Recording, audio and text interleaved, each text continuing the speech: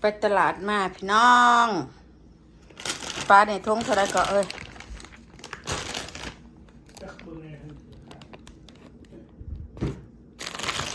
ค่ะปลาชิวชีดอนปลายปลาชิวชีดอนปลาย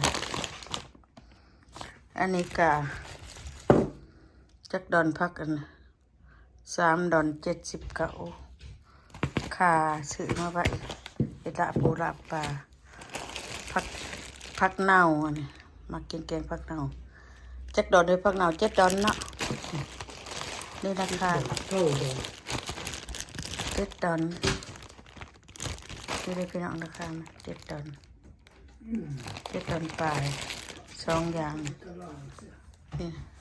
อย่างเลยเอาฝากไปไว้ปลาเนี่ยซื้อมา2 ถุงนี่เลยถุงหนึ่งสีเฮ็ดสุ่มเลยพ่อแม่พี่น้องทุกคนปลาน้อย4 ดอนปลาย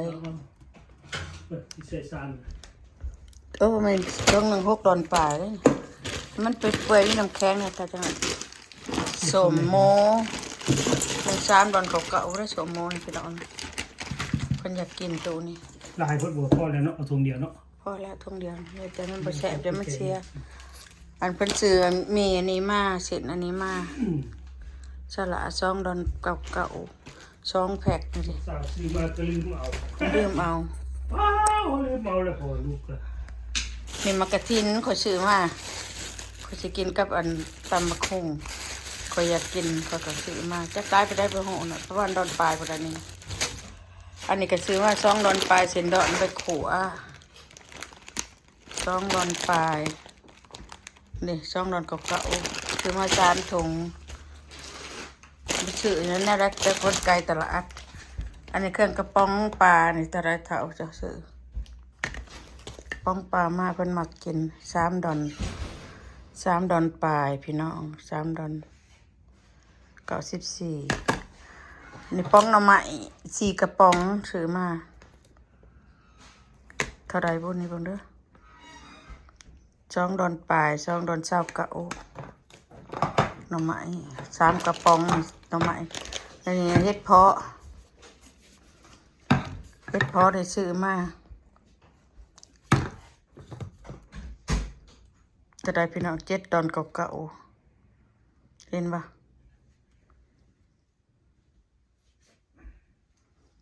7 ดอนเก่าๆเฮ็ดกระป๋องนี่3 กระป๋องเฮ็ดกระป๋องนี่3 กระป๋องซื้อมา7 ดอนคนอื่น8 ดอนปลายจะประมาณนี้ถืออยู่น้อยหนึ่งหาถือเป็นดอนเท่านั้นพอกินของเราอยู่7 ดอนเก่า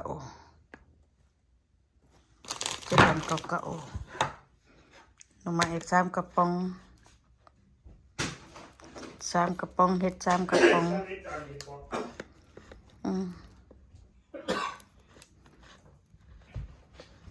ได้หน่อไม้พี่น้อง2 ดอนปลาย2 ดอน29ใส่น้ำไว้ก่อนใส่ได้บ่พาก็เฮ็ดเองหมักดินไม้อันนี้นะหมักดินไม้โง่เงี้ยวนี่3 ดอน4 ดอนบ่4 ดอนบ่ได้บ่ไปตู้เย็นได้ตู้เด้อค่ะกระซื้อมาเพราะว่าปลูกกับบ่อนั่นเบิ่งปลาแดกพี่น้องช่างเฮ็ดปลาแดกซื้อปลาแดกมามึงดูนี่ปลาแดกก็มีอยู่เขาบ่ซื้อ5 ดอนบ่แม่น5 ดอนบาปหรอ3-4 ดอนนะ3 ดอนเก่าๆเดี๋ยวพี่น้อง3 ดอนเก่าๆ3 ดอนเก่าๆซื้อมา5 กวดนี่ก็เบิดหลาย10 เติบ3 ดอนเก่าๆเบิดทุกอันนะ3 ดอนเก่าๆไปเบิ่งเขาก่อนซื้อเขามานี่ได้กระสอบหนึ่ง49 ดอนซื้อเขามา5 กระสอบนั่นเรียกเขาซื้อมาสตาร์กไว้พี่น้องเขาเก่าเนี่ยนี่บ่มีแต่ไม่เขาใหม่ เขาซื้อมาจากก่อน2 เดือนเลย แล้วเข้าตู้แข็งเล่นบนดินไม้ ตู้แข็งนะคือตู้ใหญ่ไปเด้อซื้อเขามาใบสอบ149 ดอนเขานี่ก็ได้ซื้อมาใบอีกอย่างมันบ่มีเขากระต้นเขาไว้ปลาแดกปลาดำเขาเอาลงกระล่างเลยจ้ะลงไปไว้กระล่างพักเน่าเลยที่มันหมักกินน้ำดีที่อ่อนๆ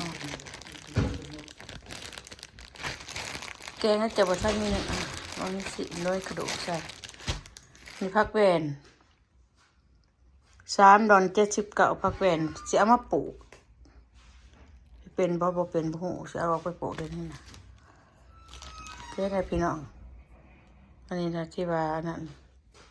เบิดเท่าไรนี่เบิดซื้อเขากินให้ลูกแน่ยังไงเบิด400 ปลาย480ของไหลไปยิกไปหย่อย400-800คนได้พี่น้อง400-500คน400 ปลาย480พอเสียเงินบนนะเพราะว่าเงินเขายังเดือนมาอยู่30 กว่าดอนแสดงว่าเบิด400 ปลาย480เบิด480ปุ่นนะลูกสาวข่อยมันอันซื้ออันนี้มามันจะขัวเฮ็ดกระดังเฮ็ดเครื่องอยู่พวกปักผัดอันนี้ไปอยู่น้ำแม่บัดปักม่วงแม่ไปยังอยู่น้ำเราปืนไปจะมาส่งปืนปักม่วงก็มาเอาเส้นเลยกำลังอันเพิ่นซอยพักซอยยังเพิ่นอยู่ว่าอีแม่เฮาเจ็ดยังเฮ็ดปึกๆนี่เฮาสิขัวมีเฮาว่าซั่นอยู่ใช้มีอยู่น้ำแม่พี่โอ้ my god เครื่องหน่อไม้ตัวเขาสิแกง พระเจ้าเอานึกว่าจะบ่แกงมื้อนี้บ่แม่นว่า แกงกินได้หรือเปล่า บ่นะบ่ทันอยากบ่แกง มันร้อนยังเดี๋ยวจะนะ บ่ทันได้แกงมื้อนี้บ่ทันอยากกินตัวนั้นก็ยังบ่หมดยังอยู่ปองนึงหั่นน่ะเอาไว้ก่อน ปองปลาซื้อมาจากไหนพี่น้อง มัน ตัว เป็น นี้ ชื่ เท่า อ ไหร่ เขาบ่มักกินดอกจ้ะมักกินเขาบ่มักปอง ก็มากินดิซื้อมาสต็อกเนี่ยว่าซั่นละมันอยากมันหายกินง่ายๆอันนี้ก็ห่อส้มเด้อพ่อแม่พี่น้องห่อส้มนี่ 3.99 แม่นบ่คือว่าซอง เนาะ เก่าๆเด้อ 3.99 3.99พ่อแม่พี่น้องเด้อ ห่อใหญ่ซื้อมา10ห่อพุ่นพี่น้อง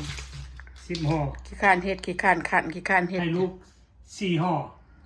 ห่อมา6ห่อ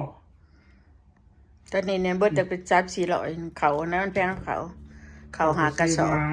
สกัวเมียดพ่อแม่พี่น้องสต็อกเมียด ไล่เขาหากระสอบทิศนี้นะบ่ซื้อมาให้จังไดพี่น้องมันไกล เฮ็ดพ่อเลยโอ้ยพ่อแม่พี่น้องเฮ็ดอัดส่งเข้ามาหลายๆเนี่ยแบบเฮ็ดบดเฮ็ดหยังอัดใส่กระป๋องส่งเข้ามาขายมันสิได้ขายดีพ่อแม่พี่น้องเฮ็ดบดนะ เฮ็ดลองมาเถ เอ อะ อตากแห้งใส่ถุงซิปล็อกนะได้ขาย เขา ดี บ่เอา แต่ เข้า ว่า มา ให้เอาตัวอ่อน แต่ให้ตัดเอาตะไบมันตีนเฮาตีนมันบ่มันแข็งได้ขายได้พ่อแม่พี่น้อง เฮ็ดบ่ช่วยว่าติ เฮ็ดบดบ่คือว่าเฮ็ดบดอ่อนนะเฮาตัดตีนมันก็ตากแดด กันนะเฮ็ดบ่ช่วยบ่ช่วยก่อนว่ะ บ่ซอยเอาเป็นใบรถพ่อแม่พี่น้องเฮ็ดพ่อแม่พี่น้องต้องเพราะว่าอยู่ทางต่างประเทศเขามักกินของเอเชียเฮาเด้อเป็นเฮ็ดเป็นฮอนนี่เป็นเฮ็ดละโงกมันหยัง บ่ได้ดอ แต่ ก มันออกหลายบ่ต้องอัดใส่กระป๋องนั่น มีแต่เฮ็ดเพื่องนะมีเฮาบ่แซ่บ เฮ็ดเครื่องนี่บ่แซ่บพ่อแม่พี่น้องคนบ่ควรจะค่อยซื้อกินดอก เฮ็ดฮูโนน่ะแซ่บอยู่ เป็นเฮ็ดหูหนูคนก็มักซื้ออยู่ของแห้งนะเห็นพี่น้องจะขายเฮ็ดขายหยังต้องเป็นเฮ็ดบดบ่เฮ็ดละโงกบ่เฮ็ดปวกแบบนั้นอัดส่งเข้ามาขายโดยพ่อแม่พี่น้องพ่อแม่คนเมืองนอกเขามักกินของอาหารบ้านเฮาเด้อพ่อแม่พี่น้องเด้อติดตามเด้อ โอเค การค้านี่ก็ต้องติดตามพ่อแม่พี่น้องส่งเข้ามาได้คนลาวเฮาคนไทยเฮาสนับสนุนกันโอเคเด้อพ่อแม่พี่น้องขอขอบใจหลายๆพ่อแม่พี่น้องที่ติดตาม บาย บาย โชคดีเด้อพี่น้อง